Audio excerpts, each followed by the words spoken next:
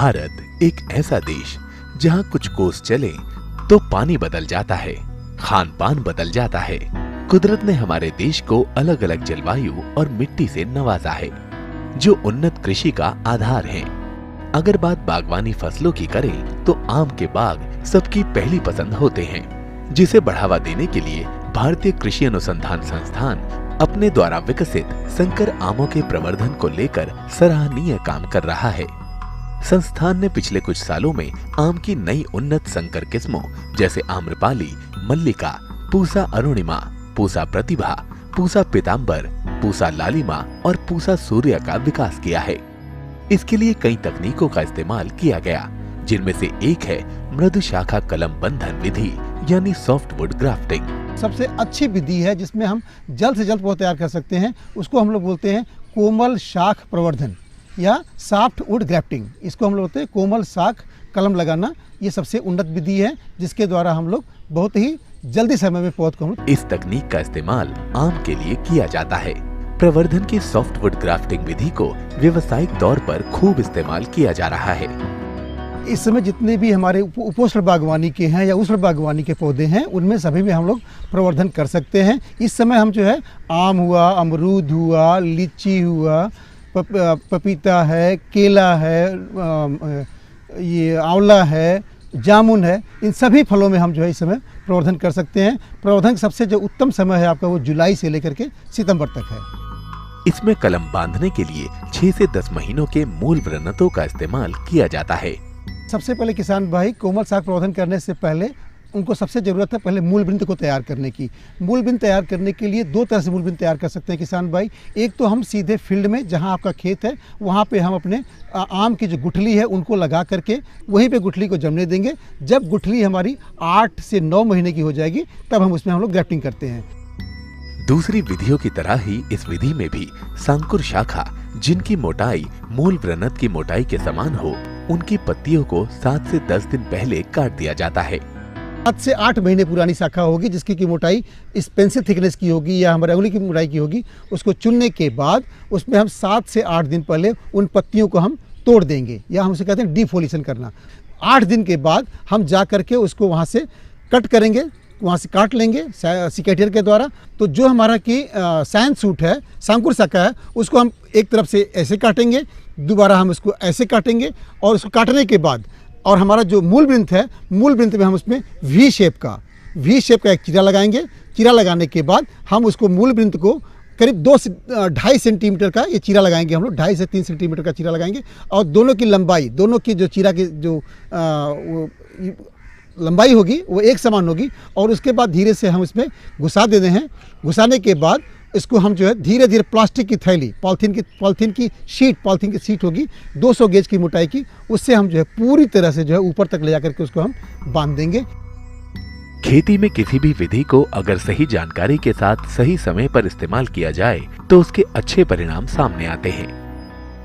आपके 7 से 10 दिन के बाद जो ऊपर की जो 3 या 4 पत्तियों का जो डंठल बचा हुआ है, यदि वो गिर जाए, सिंपल गिर जाता है, तो ये आप जानिए कि आपका सक्सेस है, सफल है, आपका जो प्रवर्धन है वो सफल है।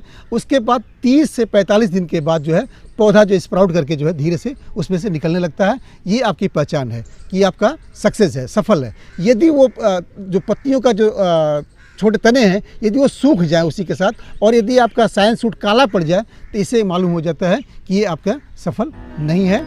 आम में की जाने वाली इस सॉफ्टवुड ग्राफ्टिंग विधि को ज्यादा आर्द्रता और मध्यम तापमान वाले वातावरण में करना अच्छा रहता है। जुलाई के महीने में मौसम जो है वो काफ़ी आर्द्र भरा आता है, जिसमें कि ह्यूमिडिटी रहती है। उस समय यदि आप करते किसान भाई तो सफलता होने के चांस ज़्यादा हैं। और इस विधि के द्वारा कोमल शाख प्रवर्धन या सॉफ्टवुड ग्राफ्टिंग के द्वारा प्रवर्धन करने पे हमारे 90% से भी ज़्यादा बागवानी फसलें हों या हमारी पारंपरिक फसलें, किसान अगर उचित जानकारी, सही विधि का इस्तेमाल करें तो अच्छी पैदावार ले सकते हैं। और ये समय है आम में सॉफ्टवुड ग्राफ्टिंग विधि करने का। तो फलों के राजा आम में की जाने वाली इस सॉफ्टवुड ग्राफ्टिंग विधि का इस्तेमाल करें और अपने मुनाफे को दोगुना करें।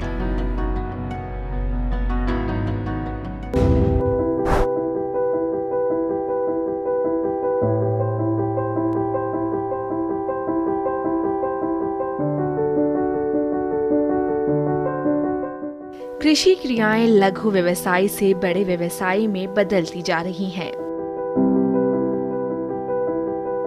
और बागवानी उत्पादन बढ़ रहा है, जबकि कुल कृषि योग्य भूमि कम होती जा रही है। मधुमक्खी पालन एक ऐसा व्यवसाय है जो मानव जाति को लाभ पहुंचा रहा है। ये एक कम खर्चीला उद्योग है जिसमें आय, रोजगार और वातावरण शुद्ध रखने की क्षमता है। इस रोजगार को समाज के हर वर्ग के लोग अपनाकर लाभान्वित हो सकते हैं। मधुमक्खी पालन कृषि व बागवानी उत्पादन बढ़ाने की क्षमता भी रखता है। हमारे देश में मधुमक्खियों से शहद निकालकर मुद्दत से कमाई हो रही है। मधुमक्खी पालन ग्रामीण क्षेत्रों के विकास का पर्याय बनता जा रहा है।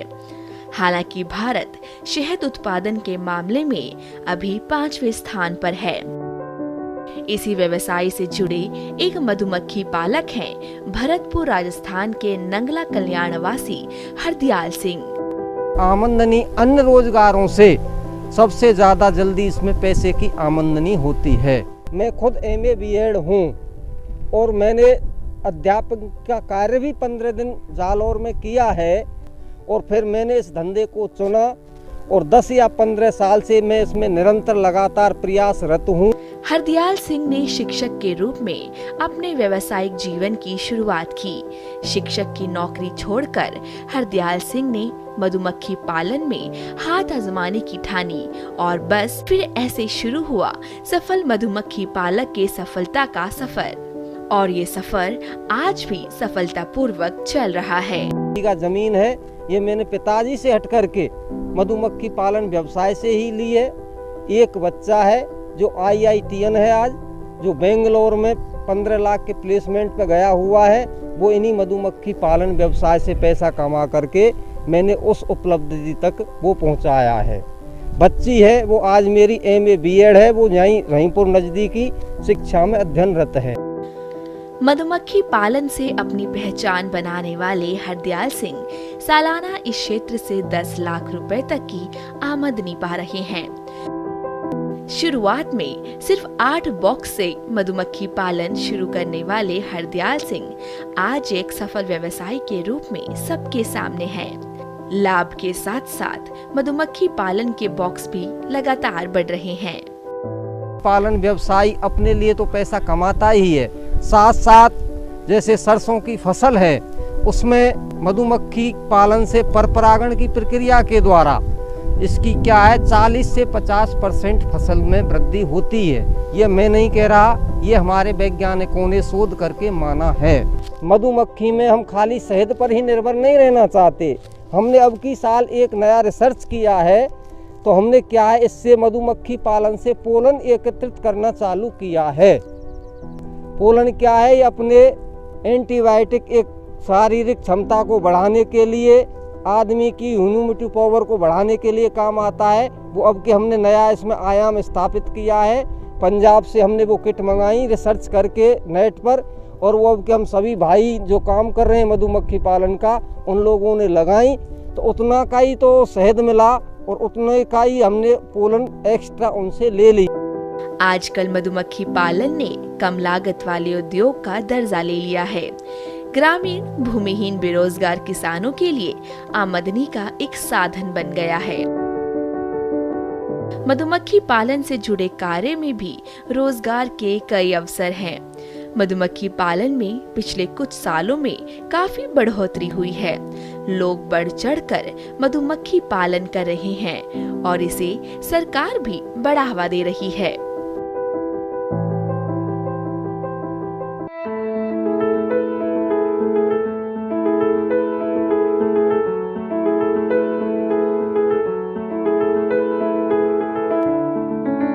खेतों में खरीफ धान लगा है। धान में इस समय उर्वरक प्रबंधन जरूरी है।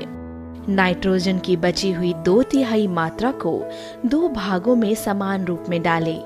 नाइट्रोजन की पहली 1/3 मात्रा कल्ले निकलते समय और बची हुई 1/3 मात्रा पुष्पावस्था पर यूरिया खाद के रूप में इस्तेमाल करें। जिन इलाकों में धान की सीधी बुआई की जाती है वहां अगर पौधों में लौह तत्व की कमी दिखाई दे तो 0.5 अनुपात फेरस सल्फेट का घोल बनाकर 15 दिनों के अंतराल पर 2 से 3 छिड़काव करें। खेतों की मजबूत मेड़बंदी करें जिससे बारिश का पानी खेत से बाहर न निकले। इस समय धान की फसल में छोटी छोटी तितलियां दिखाई देने लगती हैं। अक्सर ये तितलियां रोपाई के 20 से 25 दिनों बाद धान की फसल पर आने लगती है। तितलियां सूंडी में बदलकर पत्ती लपेटक बनती है जो धान की फसल को नुकसान पहुंचा सकती है। इसके अलावा धान में खरपतवार नियंत्रण भी जरूरी है। अक्सर धान की नर्सरी लगाते समय खरपतवार आ जाती है जो रोपाई करते समय खेतों तक पहुंचती है। फसल से पूरी उपज लेने के लिए खरपतवार का समय से नियंत्रण बहुत जरूरी है। रोपाई के बाद 20 से 40 दिनों में खरपतवार की रोकथाम कर लें। खरपतवार प्रबंधन एकीकृत तरीके से करना चाहिए। धान के खेत में खरपतवार नियंत्रित करने के लिए जल प्रबंधन एक प्रभावी और उन्नत विधि है। खड़े हुए पानी में धान के पौधों की रोपाई की जाती है। ये खरपतवार की बढ़ोतरी को दबाते हैं क्योंकि जल भराव के कारण खरपतवार की जड़ों तक ऑक्सीजन नहीं पहुंचती। इस कारण खरपतवार की संख्या में कमी आ जाती है। बरसात के मौसम में धान की फसल में कई तरह के रोग लगने की भी आशंका रहती है। ब्लास्ट या झोंका रोग की रोकथाम के लिए बीजोपचार जरूर करें। धान में बकानी रोग के लक्षण दिखने पर कृषि विशेषज्ञों की सलाह से दवा का उपयोग करें। फसल में झुलसा या जीवाणुपर्ण अंगमारी रोग जीवाणु से होते हैं। इस रोग में पत्तियों के किनारे ऊपरी हिस्से से शुरू होकर बीज तक सूखने लगते हैं। सूखे पीले पत्तों के साथ साथ राख के रंग के चकत्ते भी दिखाई देते हैं। धान की फसल में गुतान झुलसा बीमारी फफूंद से फैलती है। इसके प्रकोप से पत्ती के शीत पर 2 से 3 सेंटीमीटर लंबे हरे से भूरे धब्बे पड़ते हैं जो बाद में चलकर भूरे रंग के हो जाते हैं। धब्बों की चारों ओर नीले रंग की पतली धारी सी बन जाती है। इसे रोकने के लिए हिनोसान दवा की 1 लीटर मात्रा का 500 लीटर पानी में घोलकर प्रति हेक्टेयर की दर से छिड़काव करें। धान में पत्ती लपेटक, तना छेदक और फुदका कीटों को रोकने के लिए क्लोरोफाइराइस 20 EC दवा की 2 मिलीलीटर मात्रा को 600 से 800 लीटर पानी में घोल बनाकर छिड़काव करें। किसान किसी भी तरह की दवा का इस्तेमाल कृषि विशेषज्ञों की सलाह से ही करें। आप अपने नजदीकी कृषि विज्ञान केंद्रों से भी मदद ले सकते हैं। किसान धान में सिंचाई के जरिए भी अच्छी पैदावार ले सकते हैं। धान की सीधी बिजाई करके धान की खेती की जा सकती है। ऐसा करने से पानी की बचत भी होगी और उपज भी अच्छी होगी। नर्सरी लगाने से लेकर पौधों की रोपाई करने और उसके बाद भी अगर कुछ छोटी छोटी बातों का ध्यान रखें तो किसान अपनी मेहनत से खेतों में फसलों को लहलहा सकते हैं।